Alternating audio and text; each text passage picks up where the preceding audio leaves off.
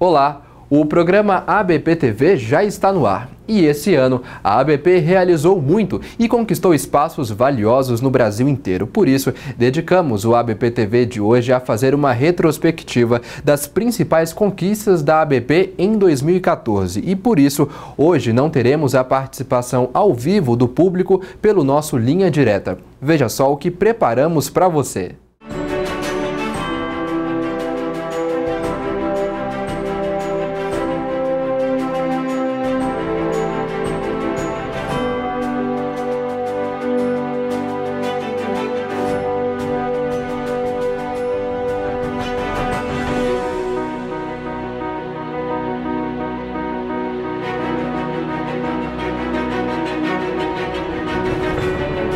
Em 2014, a Associação Brasileira de Psiquiatria trabalhou muito em defesa da psiquiatria e dos pacientes.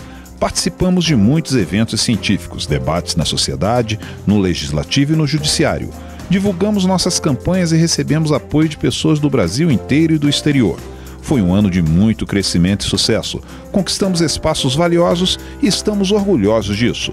Como você fez parte dessa história, estamos fazendo uma retrospectiva para você lembrar como foi o ano de 2014 para a ABP.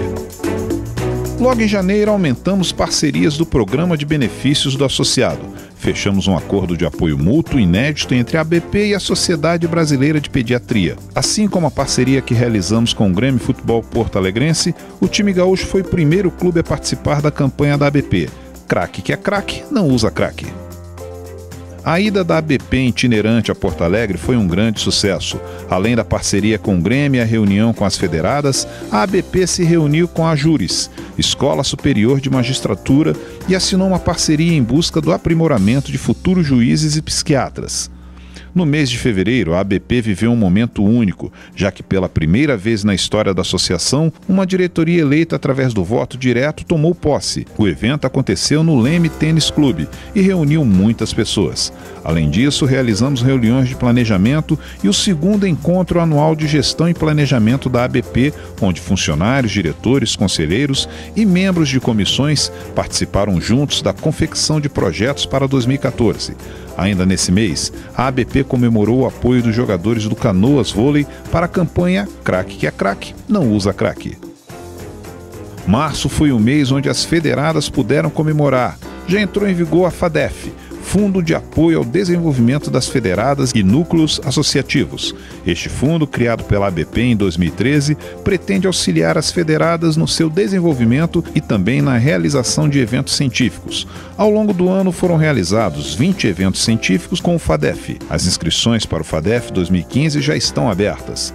Para a ABP, o mês de abril foi de alegria e também de tristeza, pois no dia 12 de abril de 1931, nascia o mestre do humor Chico Anísio, pai da campanha da ABP contra a psicofobia. E para comemorar a data, o Fantástico exibiu uma entrevista exclusiva de Chico Anísio com o presidente da ABP, Antônio Geraldo da Silva, feita em 2011. Mas também foi no mês de abril que outro grande incentivador da campanha contra a psicofobia, o narrador e comentarista Luciano do Vale, faleceu exatamente no dia 19/4. Para a ABP, esses dois grandes nomes serão sempre inesquecíveis. Seguindo o calendário proposto com o Grêmio, o curso para conselheiros comunitários sobre dependência química, uma parceria do clube com a ABP, teve início em maio e recebeu dezenas de alunos interessados em saber mais sobre a dependência química. Ainda no mês de maio, a empresa de telefonia Oi decidiu apoiar a campanha da psicofobia e lançou cartões telefônicos com a mensagem contra a psicofobia. Os cartões foram distribuídos no Brasil inteiro. Mantendo essa postura combativa em prol da saúde pública brasileira, em junho o presidente da ABP, Antônio Geraldo da Silva, apresentou ao Ministério da Saúde sugestões para a melhoria do serviço público prestado na assistência à saúde mental e juntos debater os problemas enfrentados pelas sociedades e especialidades. Além disso, a campanha Sociedade contra o Preconceito recebeu apoios muito importantes. O tetracampeão do mundo de futebol, Romário, e o tetracampeão mundial em duas categorias diferentes de boxe, Popó. Em julho, a Prefeitura de São Paulo criou uma portaria para regulamentar a prescrição de medicamentos para TDAH, restringindo o trabalho do psiquiatra e criando dificuldades para os pacientes da rede pública. A ABP demonstrou ser contra e enviou uma carta aberta à população. Ainda participamos de uma ação de repúdio contra a resolução do INSS, que determinava a contratação de médicos não concursados para exercer uma função de perito. No mesmo mês, foi com muita alegria que recebemos uma moção de apoio da Câmara Municipal de Campina Grande pelo trabalho da ABP na luta contra a psicofobia. Seguindo a agenda do ABP itinerante, em agosto chegamos em São Paulo, nos reunimos com as federadas paulistas e realizamos a primeira reunião da Comissão para a Revisão das Diretrizes para o Modelo de Assistência Integral em Saúde Mental no Brasil. No Rio de Janeiro, a Comissão de Avaliação da ABP realizou vistoria do curso de especialização em psiquiatria da UERJ. Escolhemos agosto também para lançar o primeiro prêmio ABP de jornalismo, que foi um grande sucesso e recebeu 157 inscrições de empresas de comunicação do Brasil todo. A entrega dos prêmios aconteceu durante o 32º CBP em Brasília. O mês de setembro foi muito especial. Lançamos o ABP TV. O primeiro programa foi sobre suicídio e com grande sucesso de audiência. Na verdade, a intenção de ter esse veículo de comunicação com os associados e com a população brasileira é para poder levar as questões que são muito relevantes da nossa área médica, da nossa área psiquiátrica, levar informações da ABP e, muito melhor e mais importante, acima de tudo, que é poder levar conhecimento, levar educação, para que nós possamos usar esse espaço para discutir assuntos extremamente importantes, extremamente relevantes para a nossa área, para a nossa especialidade. Estamos mais uma vez ao vivo aqui na ABP TV, o seu canal da psiquiatria, hoje com o tema dependência química. Vão participar desse programa conosco aqui o Dr. Frederico Garcia, de Belo Horizonte, e a doutora Analice Gigliotti, do Rio de Janeiro. E também participação de alguns vídeos aqui com o Dr. Antônio Geraldo, presidente da ABP. O nosso tema, como eu disse, é sobre dependência química e o Diego vai colocar no ar um videozinho sobre isso. A dependência química é um transtorno mental. Os dependentes químicos são vistos como pessoas fracas, de pouca força de vontade, sem bom senso e sem sabedoria. Porém, quando analisamos a dependência química como uma doença, podemos olhar sob outra perspectiva, de que se trata de um transtorno onde o doente perde o controle do uso da substância e todos os aspectos da sua vida vão deteriorando gravemente. Nessa situação, o dependente precisa de tratamento médico e de ajuda competente e adequada. As drogas acionam um sistema de recompensa do cérebro, uma área encarregada de receber estímulos de prazer e transmitir essa sensação para o corpo todo. Isso vale para todos os tipos de prazer: temperatura agradável, emoção gratificante, alimentação, sexo, e desempenha função importante para a preservação da espécie. Evolutivamente, o homem criou essa área de recompensa e é nela que as drogas interferem. Por uma espécie de curto-circuito, elas provocam uma ilusão química de prazer que induz a pessoa a repetir seu uso compulsivamente.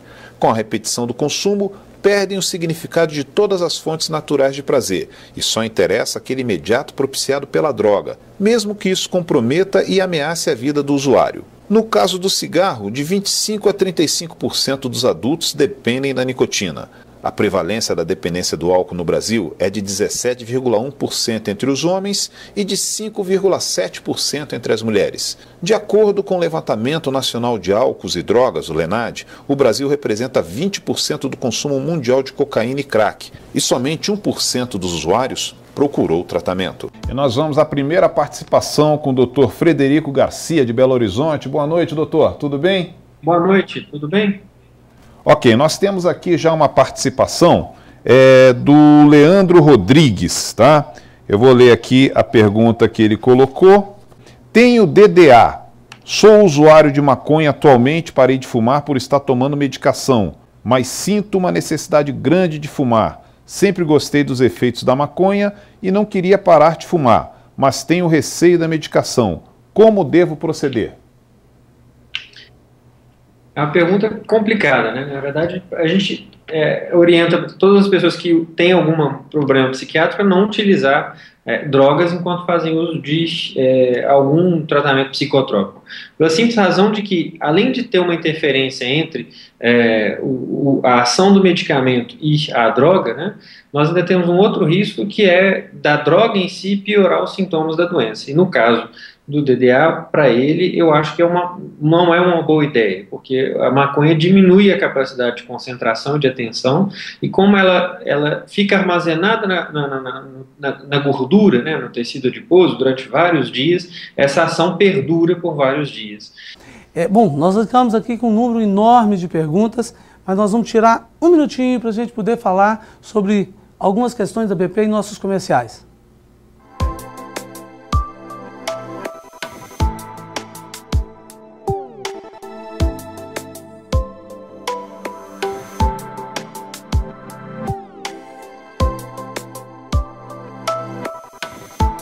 Além do site oficial da ABP, você também pode se comunicar com a Associação Brasileira de Psiquiatria pelas redes sociais. Curta a nossa página no Facebook, facebook.com/ABPBrasil. O endereço para você nos seguir no Twitter é @ABPsiquiatria. No Instagram, curta as nossas fotos no @ABPBrasil. Fique por dentro das novidades da ABP.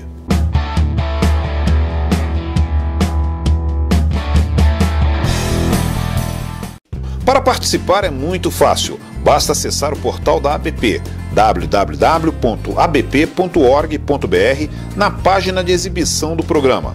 Encontre esse formulário do Linha Direta. Nele você coloca o seu nome e a sua mensagem. Se preferir, pode colocar também o seu e-mail. Participe dos debates ao vivo da ABP TV.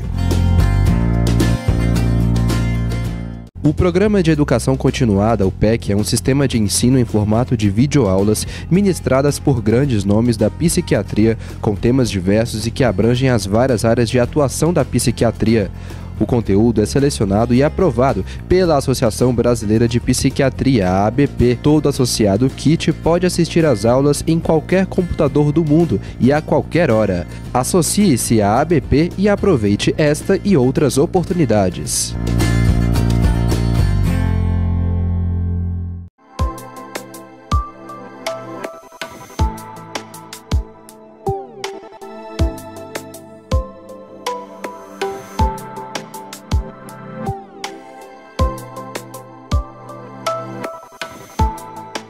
A ABP TV, ela tem a intenção de trazer até você informação de qualidade. Nós vamos ter toda segunda-feira, das 9 às 10 da noite, sempre um tema de relevância. A importância desse programa ela é tão grande que nós estamos aqui com inúmeras perguntas, aí vamos tentar fazer o mais breve possível esse bate-bola com nossos entrevistados. Nós vamos falar agora com o Breno Sattler. O Breno, ele vai responder a seguinte pergunta. Breno, quem está nos escrevendo aqui é a Sara. A Sara quer saber o seguinte: existe uma explicação biológica para a relação entre a depressão e a doença de Alzheimer? Bem, Sara, que pergunta interessante, muito difícil ao mesmo tempo, né? Não existe, né, nenhuma explicação que faça uma ligação direta entre a depressão e a doença de Alzheimer. Mas uma coisa que a gente sabe, que apesar primeiro, a depressão, tanto ao longo da vida, quanto no idoso, aumenta o risco da doença de Alzheimer nos idosos, né? E por que isso? Porque possivelmente, tanto a depressão, né, quanto a doença de Alzheimer, elas compartilham uma série de alterações biológicas, como alterações em cascadas inflamatórias, alterações na respiração celular, alterações estruturais no sistema nervoso central, que possivelmente ajuda a gente a entender por que a depressão, tanto ao longo da vida quanto no idoso, aumenta o risco da doença de Alzheimer. É um prazer poder falar aqui diretamente para os nossos associados. Essa comunicação para a ABP ela é extremamente importante. Cada vez mais nós queremos poder estar ao seu lado, no seu dia a dia, poder ajudar na sua clínica diária, poder ajudar na sua formação, enfim, trazer até vocês o que há de melhor na área de psiquiatria, porque essa é uma das nossas missões. E nesse programa especial de hoje, quem será o nosso convidado? O programa de hoje, nós fizemos a opção de fazer um programa muito especial, que é um programa que pode esclarecer melhor sobre o Congresso Brasileiro de Psiquiatria. e ninguém melhor do que o coordenador da comissão científica, Dr. Humberto Correia. Dr. Humberto Correia é pesquisador, professor titular da Universidade Federal de Minas Gerais e que tem trabalhado muito intensamente dentro da composição das mesas, dos simpósios, das conferências, do como eu faço, do como eu trato. Ele realmente trabalha diuturnamente. Dr. Humberto Correia é um mineiro que tem uma grande importância na psiquiatria hoje do mundo, é vice-presidente também da Sociedade Mundial, Federação Mundial de Suicidologia, tem trabalhado muito intensamente para nós. Vamos falar então com o Dr. Humberto Correia, para que ele possa nos falar um pouco sobre o Congresso e fazer as suas palavras, as suas considerações iniciais. Bom, boa noite a todos. Muito obrigado, Antônio Geraldo, meu grande amigo, presidente da nossa associação. Muito obrigado, Valdir. Só uma pequena correção, Antônio Geraldo, é verdade que sim, que eu sou pesquisador, mas antes de pesquisador eu sou psiquiatra clínico, né? Nunca deixei de exercer a clínica, desde o primeiro dia que eu recebi meu título de psiquiatra na residência médica que eu fiz. Isso é importante porque isso reflete também, acredito eu, na composição científica do nosso Congresso, que busca mesclar, ao mesmo tempo, uma programação científica de altíssima qualidade, com pesquisadores de ponta, mas também atender o estudante de medicina, o residente de psiquiatria, o clínico que está lá na ponta atendendo seus pacientes, que procura o Congresso como uma educação continuada. O clínico tem muito interesse em que o Congresso traga para ele reflexões sobre a sua clínica, mudanças na sua clínica e aprender com colegas do Brasil e do mundo inteiro, ter novas informações que vão modificar a clínica desse colega que está espalhado pelo Brasil e necessita desse Congresso como então uma atualização. Muito importante, Humberto, você ter sido essas considerações, até porque cada vez mais nós temos a intenção de juntar a pesquisa com a clínica, cada vez mais diminuir o tempo de acesso do nosso associado, que é lá do interior do Rio Grande do Sul, do interior do Amazonas, do interior de qualquer estado brasileiro, que tem às vezes dificuldade a acessar com brevidade as informações que saem quentinhas ali da pesquisa e que antes demorava muito tempo para chegar na clínica. Importante levar em consideração que a ABP tem feito um congresso voltado muito intensamente para esses clínicos, sem deixar de gerar uma atração muito grande também para os professores, para os pesquisadores, que inclusive fazem questão de fazer parte da nossa grade científica. E hoje o tema é interessantíssimo, o tema é sobre espiritualidade. Para isso nós vamos apresentar um rápido vídeo ilustrando um pouquinho mais do que será o programa.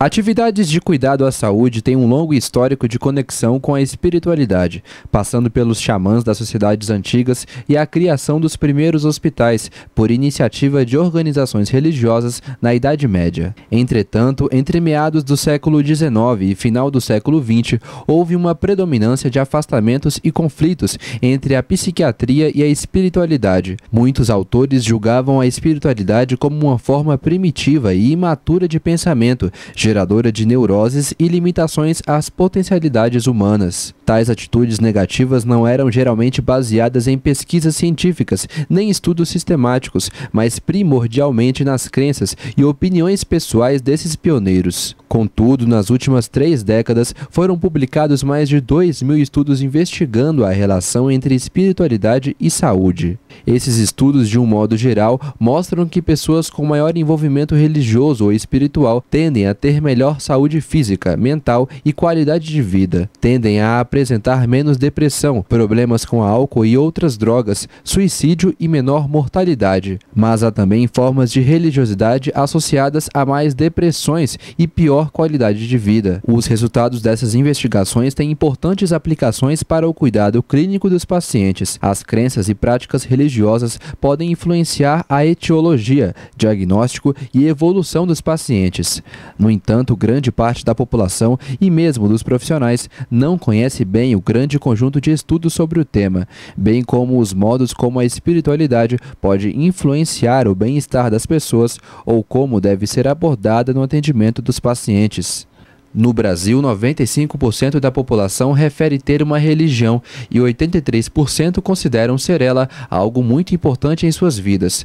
Tendo em vista a alta frequência de religiosidade da população e o impacto que possui sobre a saúde, é essencial que este seja um tema bem estudado, conhecido e debatido. Para tanto, a Associação Mundial de Psiquiatria criou uma seção sobre espiritualidade e psiquiatria há mais de 10 anos e a ABP criou este ano a Comissão de Estudos e Pesquisa em Espiritualidade e Saúde Mental. Nós vamos começar com a primeira participação, doutor Alexander. Boa noite, doutor. Tudo bem? Boa noite, tudo bem. Ok, nossa primeira participação vai para responder essa pergunta, que quais são as principais implicações da religião em um tratamento psiquiátrico? Essa é uma pergunta extremamente importante. A religiosidade do paciente, ele pode ter várias implicações para o tratamento, desde se o paciente vai buscar ou não um tratamento.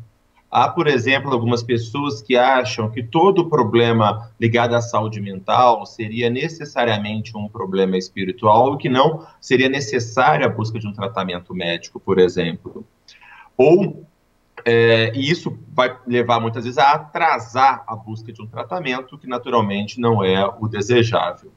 O outro aspecto importante também de como isso pode interferir diz respeito sobre vivências que as pessoas podem ter durante experiências religiosas, espirituais, e que muitas vezes podem gerar um certo sofrimento, um certo desequilíbrio, e pode se assemelhar a um transtorno psiquiátrico, e é preciso fazer a avaliação.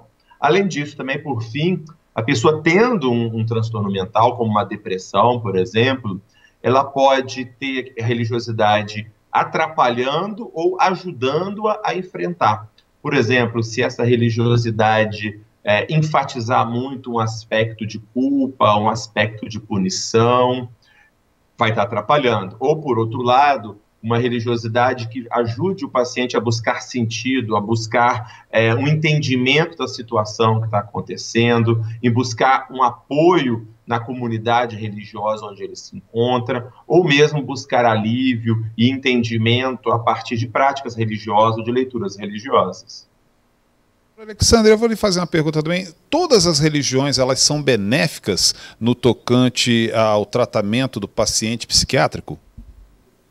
A maioria dos estudos não encontra uma diferença objetiva entre as diversas religiões. O que muda efetivamente é o modo como a pessoa se relaciona com a sua religião, ou com a sua espiritualidade. Esse parece que é o mais importante. Boa noite, Brasil. Boa noite, Além Brasil. De 15 a 18, agora de outubro, a 32ª edição do Congresso Brasileiro de Psiquiatria. Para isso, nós estamos recebendo aqui nos nossos estúdios o Dr. Romildo Bueno, que ele é a tesoureira aqui da ABP, e Dr. Itiro Shirakawa, vice-presidente da ABP. Boa noite, doutores. Boa noite. Doutor Itiro, o que representa a realização deste evento aqui em Brasília? O nosso Congresso de Psiquiatria atualmente é o terceiro maior congresso de psiquiatria do mundo. Então, nós temos uma participação de cerca de 6.000 médicos. Então, são poucos os locais que comportam um congresso desse porte. E Brasília tem um excelente centro de convenções e uma malha aérea que permite aos congressistas do Brasil todo comparecerem aqui. É uma boa rede hoteleira também, acima de tudo. É isso aí. Doutor Romildo, logicamente o nosso telespectador está sabendo que o nosso tema de hoje é exatamente a 32ª edição do Congresso Brasileiro de Psiquiatria. O que representa a realização deste evento, doutor Romildo? Bem, um congresso que se repete pela 32ª vez já é autoexplicativo. A ABP tem a responsabilidade da organização e realização do congresso estatutariamente desde o ano de 1970. Já é a terceira vez que nós aportamos a capital federal com muito prazer, não apenas porque somos aqui muito bem recebidos, temos aqui uma federada que é extremamente ativa e atuante, e ao lado disso, porque permite a todos os psiquiatras do Brasil convergirem para um ponto central. É o senhor que já foi presidente da ABP durante algumas gestões, com que finalidade a Associação Brasileira de Psiquiatria foi criada? Bem, a Associação Brasileira de Psiquiatria foi criada com uma finalidade básica, que era separar a psiquiatria da neurologia. Houve um encontro preliminar em Fortaleza, Ceará, durante a realização do Congresso da Sociedade Brasileira de Psiquiatria, Neurologia e Higiene Mental, e foi acordado entre os professores, entre os médicos da Divisão Nacional de Saúde Mental e entre os luminares da psiquiatria daquela época, a necessidade da criação de uma associação específica. Isso se deu no Rio de Janeiro, em 13 de agosto de 1966. Então a psiquiatria foi criada para dar uma identidade de matéria médica para a psiquiatria brasileira, separada da higiene mental, separada da psicologia médica, separada da psiquiatria forense e da medicina legal.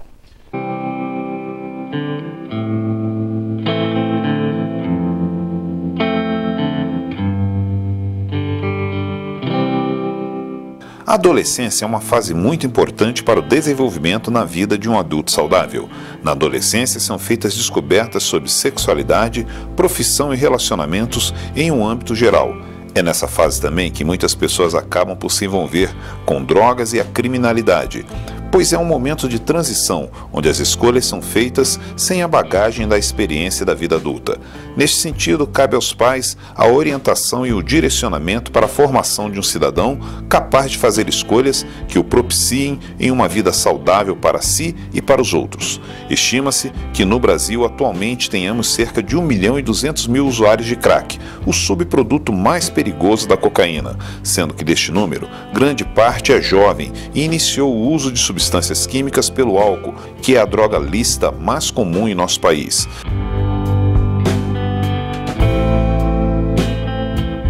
Segundo estudo publicado na Revista Brasileira de Psiquiatria, em dezembro de 2000, o abuso de álcool e outras drogas inicia-se na passagem da infância para a adolescência. Nos Estados Unidos, estima-se que cerca de 3 milhões de crianças e adolescentes fumem tabaco. O álcool é usado pelo menos uma vez por mês por mais de 50% dos estudantes das últimas séries, do que corresponde ao nosso ensino médio, sendo que 31% chega a se embriagar mensalmente. No Brasil, o panorama mudou completamente nas últimas décadas. Até o início da década de 80, os estudos epidemiológicos não encontravam taxas de consumo alarmante entre os estudantes. No entanto, levantamentos realizados a partir de 1987 pelo Centro Brasileiro de Informações sobre Drogas Psicotrópicas da Universidade Federal de São Paulo têm documentado uma tendência ao crescimento do consumo, sobretudo da maconha e do crack.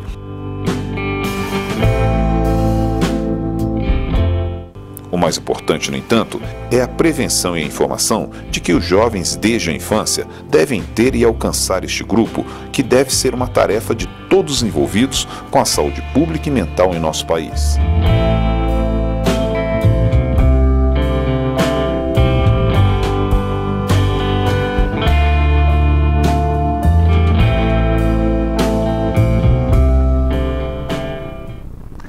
Como eu falei, o tema é super interessante. O tema é psiquiatria na infância e na adolescência. Quem vai participar conosco deste programa é o Dr. Fábio Barbirato, direto do Rio de Janeiro. O que representa a sua participação neste programa com esse tema tão interessante que é a psiquiatria na infância e na adolescência? Na verdade, de 10 anos para cá, principalmente desses últimos 5, 6 anos, a ABP tem dado um espaço enorme à psiquiatria da infância e adolescência. E por que falar de psiquiatria da infância e adolescência? Basicamente porque nós sabemos que a grande maioria dos transtornos psiquiátricos no adulto tem início na infância ou pelo menos na adolescência. Isso significa que todo psiquiatra que trabalhe com adulto tem que conhecer um pouquinho de psiquiatria da infância e adolescência. E todo psiquiatra da infância e adolescência tem que ter ideia que quanto mais cedo, mais precoce ele identificar aquele transtorno, mais adequado ele conseguir tratar aquele transtorno, ele pode deixar aquele jovem, aquele adolescente, se tornar um adulto saudável, com menos problemas, com menos prejuízo na vida social e acadêmica. Então é extremamente importante essa abertura que a diretoria da ABP tem nos dado, tanto nos congressos, quanto aqui na ABP TV. E a primeira é essa aqui. Quais são os sinais de depressão que devem ser observados na criança, uma vez que ela não reconhece que está deprimida? O reconhecimento da depressão na infância e adolescência nem sempre é muito fácil, mas até porque ela varia os sintomas de acordo com a idade e às vezes até com o gênero da criança. Você, por exemplo, você pode pegar crianças muito pequenas que podem apresentar sintomas depressivos por perda de habilidades já adquiridas, por exemplo, voltar a fazer xixi na cama. E à medida que os anos vão passando, você pode ver a criança mais irritada, intolerante, sempre insatisfeita com as coisas, queda de rendimento escolar, mas acima de tudo, eu acho que a gente tem que olhar para a própria subjetividade da criança e poder observar sintomas de tristeza e também irritabilidade, que são sintomas muito relevantes para o diagnóstico de depressão na infância e adolescência. Boa noite, Brasil. Boa noite, Além Brasil. ABP-TV hoje no Centro de Convenções em Brasília, numa edição especial do nosso programa, mostrando o que aconteceu de melhor no Congresso Brasileiro de Psiquiatria, na sua 32ª edição. Os maiores nomes da psiquiatria estão aqui. E nós vamos percorrer cada auditório, conversar com muita gente interessante. Vem comigo.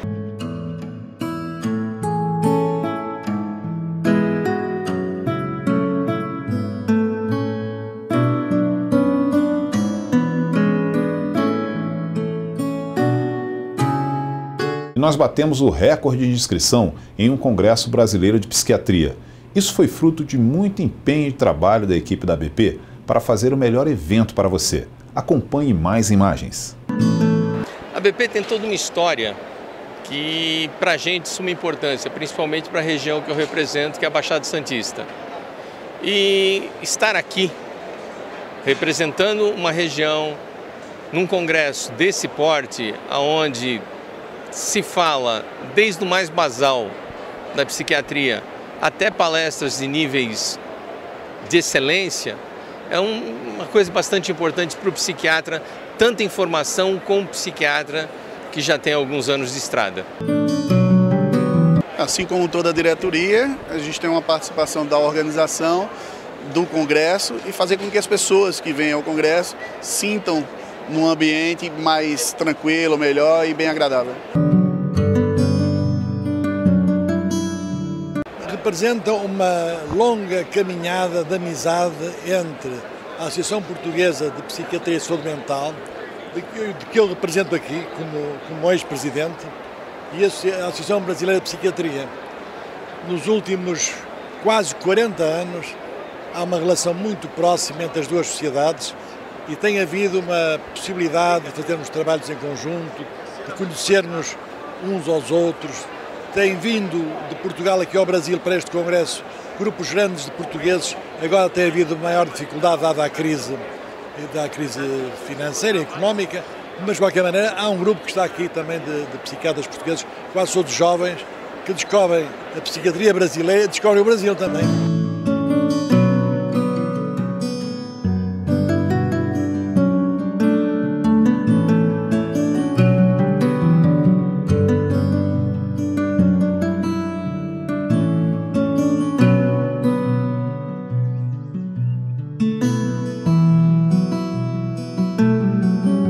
A participação de nós, psiquiatras, no Congresso é fundamental para a atualização, para você ter uma ideia do que está acontecendo no mundo da pesquisa e no mundo real, no mundo que está sendo atendido o paciente. Olha, nós estamos tendo a oportunidade de congregar mais de 6.000 psiquiatras aqui no nosso Congresso, o que é realmente uma grande alegria para a Associação Brasileira de Psiquiatria e podemos ter tantas pessoas compartilhando o desenvolvimento da psiquiatria brasileira, que está num ponto muito importante no seu desenvolvimento, e essa oportunidade única de troca de experiências, de aprendizado, de convívio social, reencontro de colegas de várias partes do país, colegas do estrangeiro, e isso realmente traz um ambiente muito saudável em termos de crescimento profissional e pessoal. E fica o convite desde já para os que não tiveram oportunidade de participarem desse nosso congresso para participarem no próximo ano, que será em Florianópolis. Isso tudo é no intuito que é o grande momento da psiquiatria brasileira é o encontro que nós temos durante o Congresso. Nós temos convidados de altíssimo nível, palestrantes das mais diversos matizes do conhecimento científico psiquiátrico, o que faz cada vez mais que o Congresso brasileiro seja um sucesso de repercussão nacional e internacional e de grande enriquecimento pessoal para que todos participem dele. Eu costumo dizer que todos nós necessitamos nos alimentar de cultura para o nosso desenvolvimento de uma forma geral. E aqui a gente tem essa grande oportunidade de nos alimentar de conhecimento, de convívio das pessoas, e isso tudo nos engrandece e nos gratifica.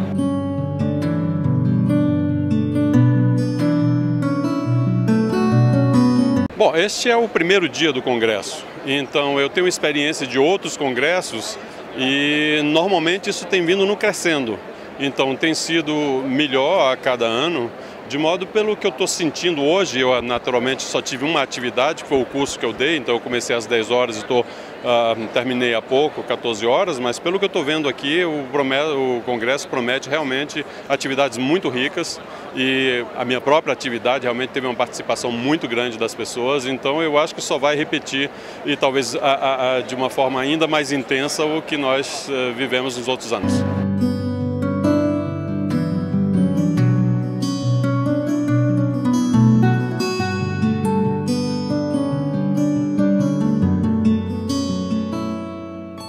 Hoje o nosso tema é psiquiatria forense. Quem vai ficar conosco aqui respondendo a sua dúvida, contribuindo também com mais esse conteúdo, é a doutora Lisiê Teles, do Rio Grande do Sul, e doutora Kátia Meckler, do Rio de Janeiro. Nós vamos falar sobre psiquiatria forense, mas antes vamos apresentar um vídeo. Põe no ar, Diego. A psiquiatria é uma especialidade da medicina que tem muitas áreas de atuação, e a psiquiatria forense é uma delas. Os psiquiatras, com certificação nesta área, trabalham diretamente com os casos onde a lei está envolvida. Alguns dos julgamentos mais divulgados pela mídia brasileira tiveram participação de psiquiatras forenses, que são fundamentais quando ocorrem crimes, pois são eles que avaliam se o acusado de violar a lei é ou não portador de doença mental. Isso é o que chamamos de responsabilidade penal. Mas os psiquiatras legais ou forenses também são especialistas quando é preciso fazer avaliação de capacidade civil ou ainda em casos onde há disputa para posse ou guarda de menores.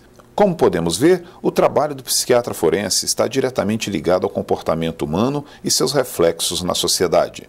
A Associação Brasileira de Psiquiatria tem um departamento onde a psiquiatria forense é debatida por especialistas. É o Departamento de Ética e Psiquiatria Legal. Esses psiquiatras especialistas são os consultores da ABP e representam a associação sobre o tema. No Congresso Brasileiro de Psiquiatria, que aconteceu em outubro em Brasília, tivemos muitas atividades sobre psiquiatria forense, inclusive uma sessão onde laudos psiquiátricos para fins forenses eram debatidos. Nós vamos pedir a nossa primeira participação da nossa convidada, doutora Lisiê Teles, do Rio Grande do Sul. Boa noite, doutora. Boa noite pessoal. Prazer estar com vocês. Ok, a primeira pergunta é para a senhora. Na prática, o que faz a psiquiatria forense? Bom, como foi colocado na chamada, a psiquiatria forense é uma especialidade psiquiátrica, né, que visa avaliar e acompanhar as pessoas portadoras de transtornos mentais que têm um conflito com a lei, né, sejam pela prática de algum ilícito ou porque a sua vulnerabilidade, em função de alguns sintomas psiquiátricos, enfim, acabou fragilizando e elas necessitam de uma certa proteção com a lei. Além disso, a psiquiatria forense também trabalha do ponto de vista ético, né, enfim, com algumas orientações do ponto de vista ético, né, em relação a esses pacientes. Hoje com o tema maconha e saúde mental. Quem estará conosco para debater este tema é o Dr. Carlos Salgado, do Rio Grande do Sul, e também do Rio Grande do Sul, Dr. Sérgio de Paula Ramos. Diego, vamos apresentar um pequeno vídeo do que vai ser o nosso programa de hoje. Segundo o Levantamento Nacional de Álcool e Drogas realizado pelo Instituto Nacional de Ciência e Tecnologia para Políticas Públicas do Álcool e Outras Drogas, a maconha é a substância ilícita mais consumida no mundo.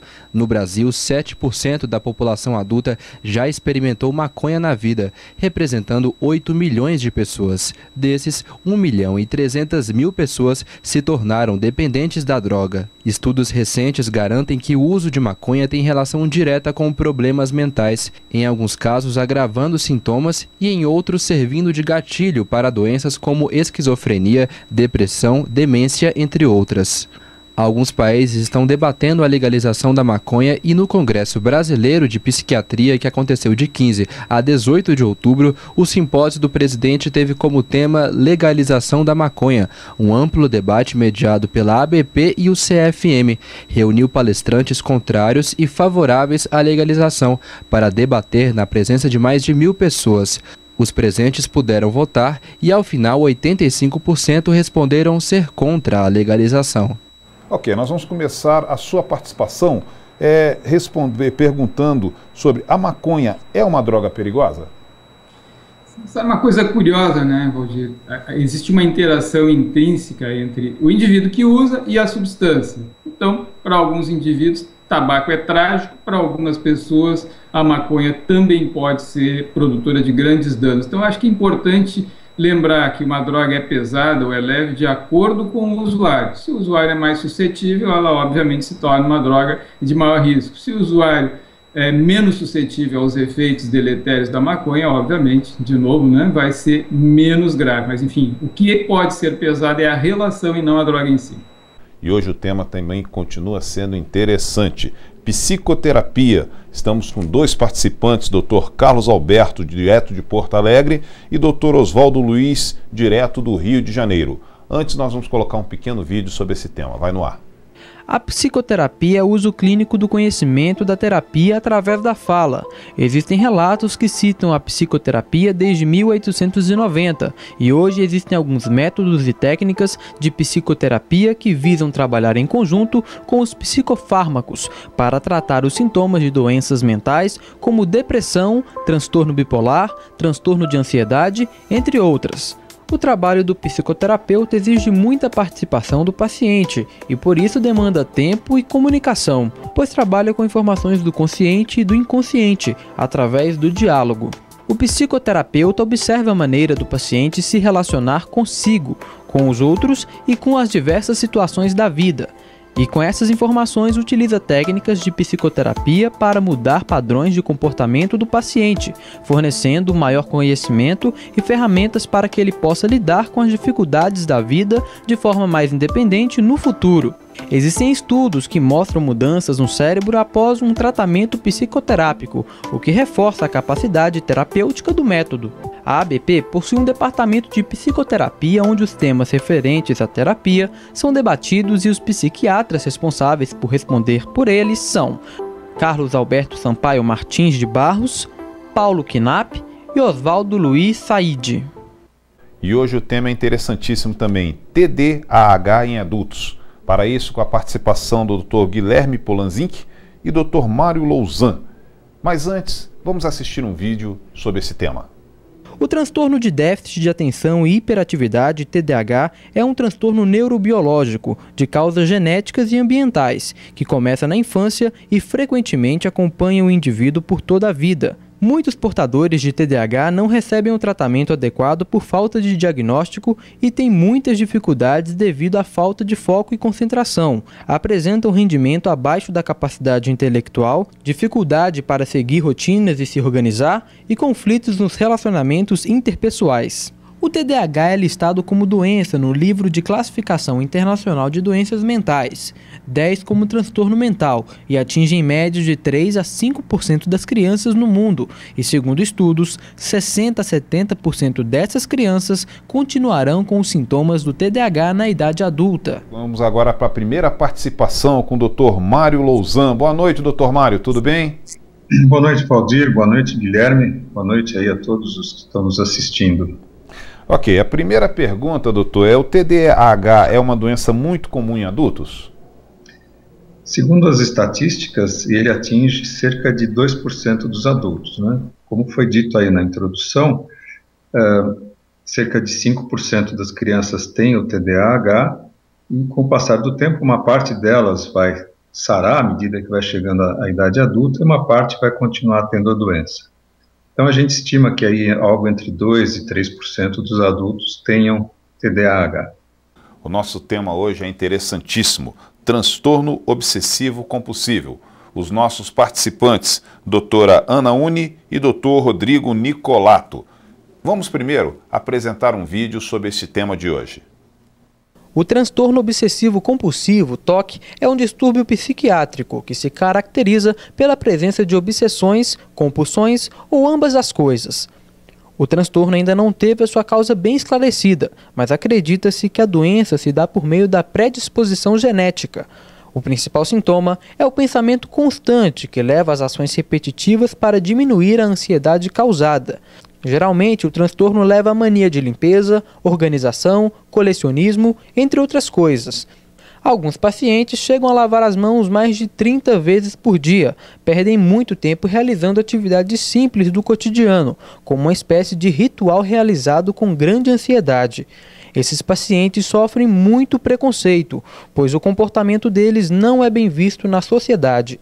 No filme Melhor Impossível, estrelado por Jack Nicholson, o personagem Melvin é um escritor que sofre de TOC, que não seguiu o tratamento médico e por isso convive com todas as dificuldades da doença e o preconceito. O TOC geralmente tem início na adolescência, porém não é raro que apareça na infância. No Brasil, cerca de 2 milhões de pessoas podem sofrer do transtorno. Por ser crônico, o transtorno precisa de tratamento, já que o indivíduo raramente melhora espontaneamente. Qual a diferença entre obsessões e compulsões? Todo paciente que tem TOC possui os dois? Não necessariamente. A pergunta é muito boa, Valdir. Antes de mais nada, também agradeço a você, agradeço ao professor Antônio Geraldo, presidente da Associação de Psiquiatria, pelo convite. As obsessões vão se referir mais a pensamentos, a ideias, a imagens intrusivas. Exemplo, eu tenho uma ideia, um pensamento de que vou ser contaminado em qualquer situação por um micróbio, e isso me incomoda e eu tenho crítica do exagero dessa situação. Já a compulsão seria referente ao ato que eu tenho, por exemplo, de não cumprimentar determinadas pessoas, de lavar minha mão diversas vezes para evitar esse pensamento, evitar essa contaminação. As pessoas podem ter ou obsessões, ou podem ter ou compulsões, e podem ter também as duas situações ao mesmo tempo. Então, as obsessões, mais as ideias intrusivas, que a pessoa reconhece como intrusivas em grande parte das situações, e as compulsões, os atos que eu tenho de verificação, de contagem e assim por diante.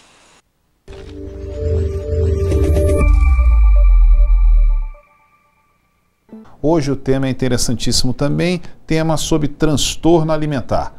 Os nossos participantes, doutor Apolinário, do Rio de Janeiro, e doutora Fátima também, no Rio de Janeiro. Mas para isso nós vamos primeiro apresentar um vídeo sobre esse tema. Põe no ar, Diego. A adolescência é uma época complicada na vida das pessoas por conta das mudanças que ocorrem na parte emocional, física e social. Por este motivo, essa é uma fase da vida muito propícia para que ocorram algumas doenças psiquiátricas, entre elas os transtornos alimentares.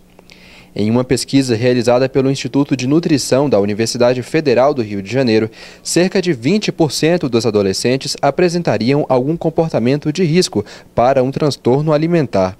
Durante este período, é normal que os adolescentes desenvolvam transtornos, como a anorexia nervosa, bulimia nervosa, compulsão alimentar, obesidade, entre outros.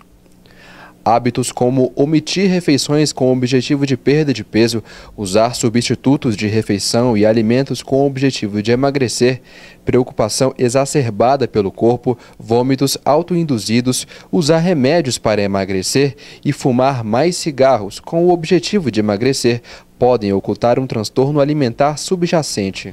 Os transtornos alimentares, caso não sejam reconhecidos e tratados de forma adequada, poderão levar até a morte do indivíduo. Algumas perguntas já chegaram aqui para a gente. A primeira eu vou fazer direcionada ao senhor. Quais são as causas desses transtornos? Os transtornos alimentares são um conjunto de síndromes clínicas, a gente vai conversar um pouquinho para depois explicar um pouco mais do diagnóstico, mas basicamente a gente está falando de anorexia nervosa, bulimia nervosa, transtorno da compulsão alimentar e outros transtornos alimentares que a gente vai conversar um pouco hoje sobre isso. Os transtornos alimentares, eles têm causas multifatoriais, então, assim, não se pode definir uma causa básica dos transtornos alimentares. Várias áreas estão envolvidas no desempenhando fatores de risco para tanto o desenvolvimento quanto a manutenção dos transtornos alimentares. Então, a gente pode dizer que aspectos genéticos, aspectos psicológicos, psicossociais e aspectos também do ambiente interagem e fica difícil a gente dizer que exatamente um deles seja o mais relevante. Só para citar um exemplo, então a gente teria assim, hoje a gente tem um grupo muito grande de pesquisas demonstrando que vários genes estão envolvidos no desencadeamento de transtornos alimentares. Então, genes relacionados com determinados neurotransmissores, genes relacionados com determinados hormônios, têm um papel importante no aparecimento desses quadros. Mas os genes sozinhos não poderiam desencadear os transtornos alimentares. Então, eles, na interface do ambiente, então, assim, eventos, por exemplo, como a própria puberdade. Então, por isso, esse tema de hoje é muito importante, por isso que na adolescência nós temos esse aparecimento desses casos. Na puberdade, vários fatores podem gerar também. Assim, também aspectos psicológicos, o tipo de personalidade, determinadas características, como aspectos de introversão, aspectos de impulsividade, outros aspectos relacionados mais com insatisfação com o corpo. Todos esses fatores parecem assim, atuar junto com a parte genética para o aparecimento e a manutenção dos transtornos alimentares. Estamos ao vivo aqui no seu canal da Psiquiatria na ABP TV. Hoje o tema muito interessante, transtorno de estresse pós-traumático, TEPT. E os nossos participantes, Dr. Marcelo Feijó de Melo, de São Paulo, e Dr. Mário Francisco Jurena, de Ribeirão Preto, São Paulo. Nosso país vive, segundo critérios da Organização Mundial de Saúde, numa epidemia de violência, na forma de criminalidade, homicídios, sequestros, assaltos, violência doméstica e desastres automobilísticos.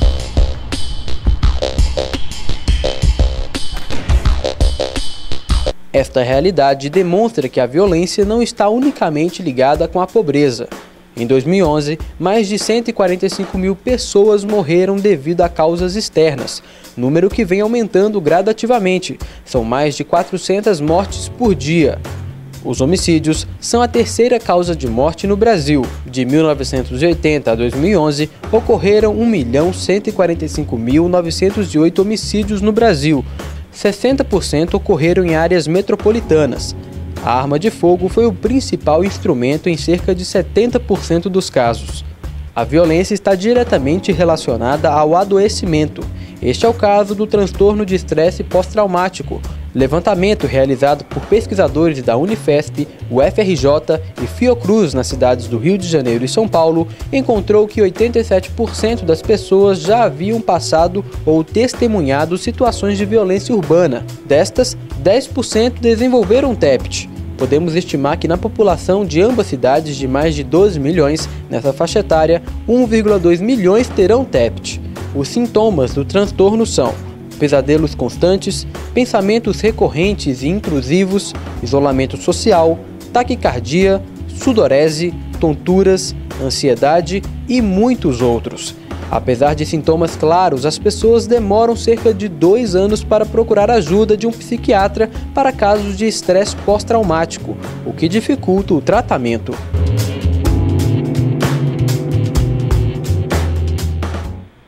Realmente é um tema interessantíssimo. Agora sim, eu vou pedir a primeira participação do Dr. Marcelo Feijó, direto de São Paulo. Boa noite, Dr. Marcelo.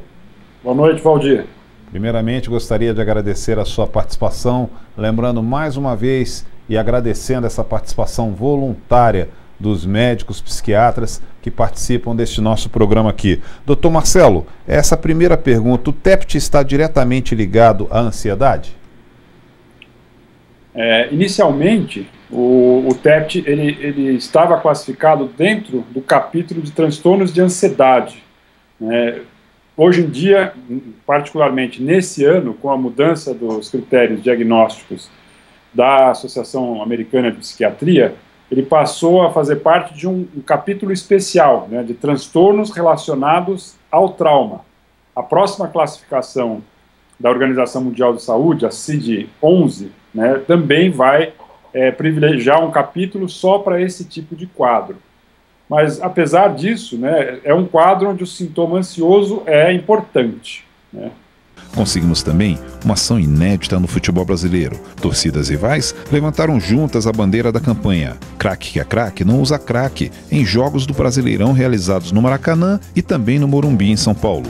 O 9º mês do ano também é dedicado à conscientização do suicídio e a ABP, em parceria com o CFM, realizou uma campanha nacional e diversos monumentos históricos receberam iluminação amarela. O Congresso Brasileiro de Psiquiatria aconteceu em outubro, então foi um mês muito movimentado na associação, de intenso trabalho e também recompensas, já que o Congresso bateu o recorde de público com mais de 6.000 congressistas. E durante a Assembleia de Delegados da ABP, as contas da associação foram aprovadas por unanimidade, comprovando o excelente trabalho realizado na ABP.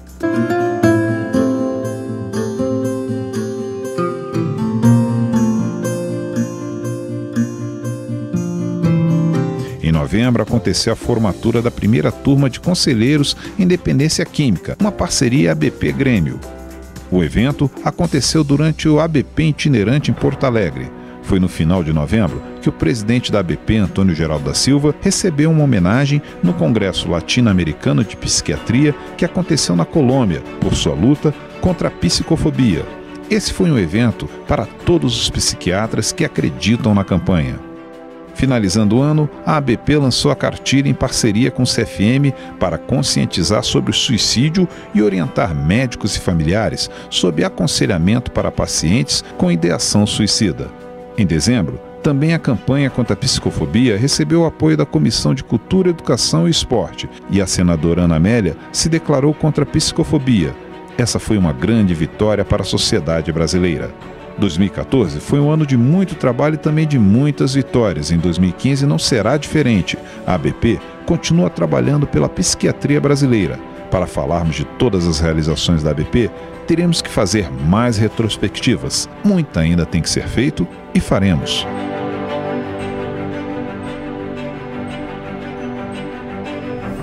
As campanhas da ABP ganharam notoriedade e apoios fundamentais que levaram as mensagens da ABP para o Brasil e também fora dele. Vamos ver os melhores momentos das campanhas em 2014.